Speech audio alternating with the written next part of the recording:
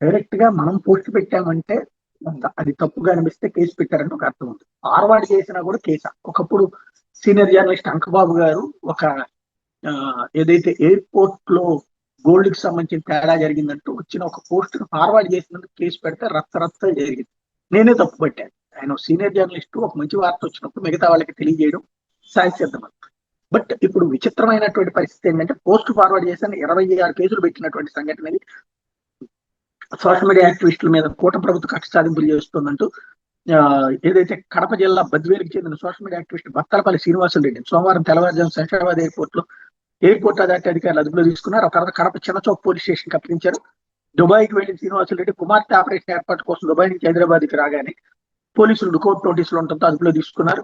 విషయం తెలుసుకున్న కుటుంబ సభ్యులు తమ కుమార్తెకి ఏం జరుగుతుందని భయాందోళనకు గురవుతున్నారు. బద్వేల్లోని తెలుగుగంగ కాలనీ రోడ్లో నివసించే రమణారెడ్డి లక్ష్మణ కొడుకు అయినటువంటి శ్రీనివాసరెడ్డి సోషల్ మీడియాలో యాక్టివ్గా ఉంటాం. వైఎస్ఆర్సీపీ అభిమాని అవరు. సోషల్ మీడియాలో పోస్టుల్ని షేర్ చేయడం అన్నది ఇప్పుడు పెద్ద సీన్ అయిపోయింది. అదే పెద్ద పాపం అయిపోయింది.